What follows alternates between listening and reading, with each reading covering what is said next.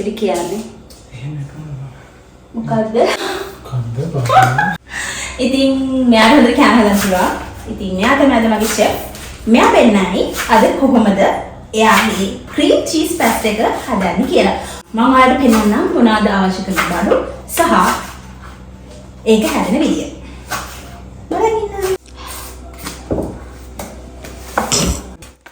Hello guys, welcome back to my YouTube channel. ඔන්න මගේ channel එකේ කරන පළවෙනි cooking vlog එක ඔයගොල්ලොත් එක්ක අරගෙන ආවා. මගේ අද chef වෙලා ඉන්නේ මගේ හොඳම යාළුවා. ඉතින් එයා හදනවා අද අපිට රැට කන්න රසම රස cream cheese pasta එකක්. මුලින්ම මම ඔයාලට කියන්නම් මොනවාද ඕන කරන දේවල් කියලා. මුලින්ම අපට ඕන කරනවා ස්පැගටි පැකට් එකක්. ග්‍රෑම් 450 පැකට් එකක් තමයි අපි ගත්තේ. එකෙන් 4 දෙනෙක්ට සර්ව් කරන්න පුළුවන්. ඊට පස්සේ ඕන කරනවා අපිට ෆ්‍රෙෂ් මිල්ක් පොඩි පැකට්ස් 3ක්. ඊට පස්සේ බටර් එකක් ඕන කරනවා. ඒක ඕන කරන්නේ ටෙම්පරාදුවට. ඊට පස්සේ අපි ගත්තා චීස් ස්ලයිසර්ස් පැකට් එකක්. ඔරිගානෝ සෝස් ගත්තා. ටොමැටෝ සෝස් ගත්තා. අපි ෆ්‍රෙන්ච් ෆ්‍රයිසස් ගත්ත නිසා. මුලින්ම ඔයාලා ගත්ත මොනවාද කැරට්, ලීක්ස්, ලුණු මේ තුන හීනියට කපා ගන්න ඕනේ. කපාගෙන වෙනම තියා ගන්න. අපේ chefගේ වැඩ තමයි මේ. දැන් මට තමයි මේ ඔක්කොම ටික අන්තිමට අස් කරන්න වෙලා තියෙන්නේ.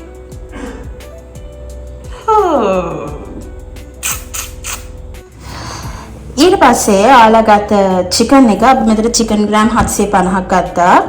750 ලුණු ගම්මිරිස් දාලා හොඳට තඹ ගන්න ඕනේ. මේ තඹගත් චිකන් එක තමයි තියෙන්නේ.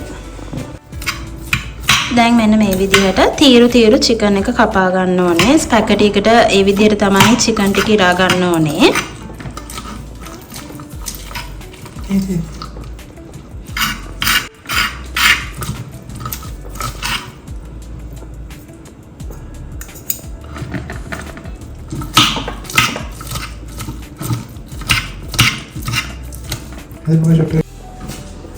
දැන් ආ රසට මට කෑම එක හදලා දෙන්නද හදන්නේ? දැන් මේ කීවෙනි පාරකද මේක හදන්නේ? 10 වෙනි පාරට. මට කී පාරක් හදලා දීලා තියෙනවද? 10 පාරක්. අනේ මේ අපේ ගෙදර රසටම කෑම හදන්නේ මෙන්න මෙයා. මම වාගේ ආසම කෑම මොනවාද?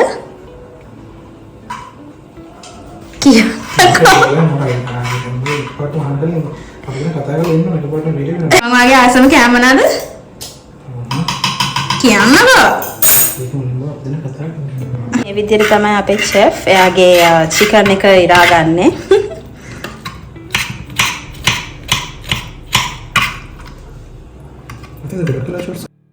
ඔය විදිහට තමයි අවශ්‍ය කරන මූලික දේවල් ටික අපි ලෑස්ති කරගන්නේ. ඊට පස්සේ අපි ස්පැගටි එක නටන වතුරට විනාඩි 10ක් විතර දාලා හොඳට තඹ ගන්න ඕනේ. ඒක තමයි මුලින්ම ඔයාලා කරන්න ඕනේ. ඒ වගේම තඹගත්ත චිකන් ග්‍රෑම් 750 ඉරාගත්තන ඔයගොල්ලෝ ඒක හොඳට තෙලේ බැද ගන්න ඕනේ, ෆ්‍රයි කර ගන්න ඕනේ. රන්වන් පාටට එන විදිහට. එහෙම බැදගත්තට පස්සේ ඒක මාරම රසයි. ඊට පස්සේ පැස්ටා එක හොඳට තැඹුණාට පස්සේ ඒක වෙනම වෙන් කරලා තියාගන්න භාජනයකට දාලා ඒක ඊළඟට ඕන කරනවා. කවන්නේ. දැන් මොකද කරන්න ඕනේ? චීස් කැරට් එක සුද්ධ කරගන්න ඕනේ.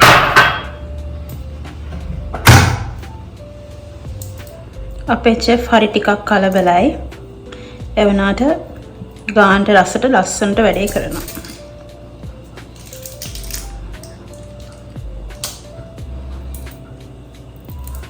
චීස් කෑලි කීයක් ඕනද? කැමති ප්‍රමාණයක්. ඕනම චීස් වර්ගයක් හරි කමන්න.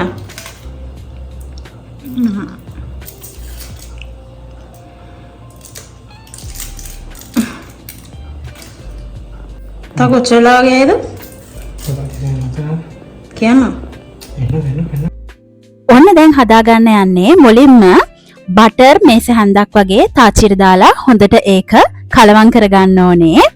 ඊළඟට ඒකටම දාගන්න ඕනේ පාන් පිටි මේස හැඳි දෙකක් මම දැන් ඉස්සරහට පෙන්නන විදිහට ඒ දෙක එකතු කරලා හොඳට කලවම් කරගන්න. තව එකක්. ගින්දර වැඩියෙන් තියාගන්න එපා. මද ගින්දරේ තමයි මේ වැඩේ කරගන්න ඕනේ.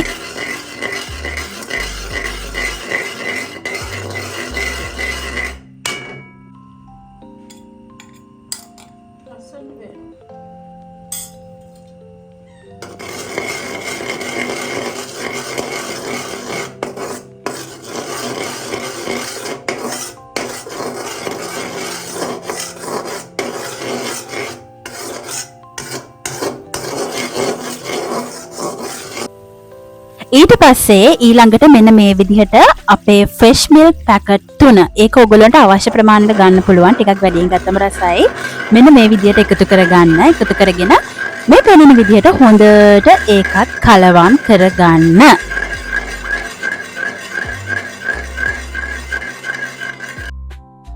ඊට පස්සේ ඒ මිශ්‍රණයට ඔයගොල්ලෝ කහ ස්වල්පයක්, ලුණු ස්වල්පයක්, ගම්මිරිස් ඔරිගානෝ අවශ්‍ය නම් දාගෙන ඒක රසයි එහෙම දැම්මම ඊළඟට චීස් ස්ලයිසස් ටික ඔක්කොම දාගෙන චීසුත් ඔක්කොම කියන්නේ ඔයගොල්ලන්ට අවශ්‍ය ප්‍රමාණයට අවශ්‍ය රසට එකතු කරගන්න පුළුවන්. ඒ ටිකත් එකතු කරගෙන හොඳට කලවම් කරගන්න ඕනේ. ඊට පස්සේ ඒකටම ඔයගොල්ලෝ කපාගත්ත කැරට්, ලුණු, ලීක්ස් කොළ ටික ඔක්කොම ටික මේ විදිහට එකතු කරලා ආයෙත් හොඳට කලවම් කරගන්න ඕනේ.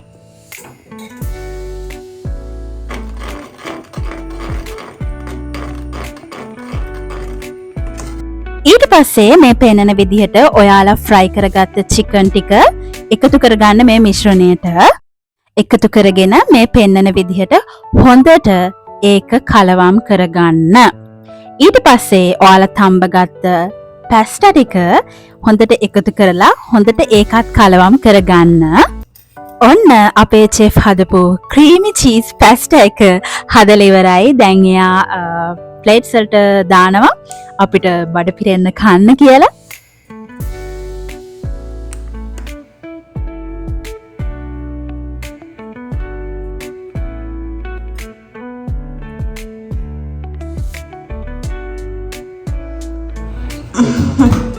අපේ චෙෆ් වැඩ කාලේ නේද?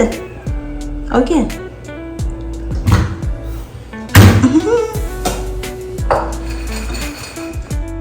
ඔන්න ඔය විදියට තමයි අපේ චෙෆ් අපේ රෑට කන කෑම එක හැදුවේ.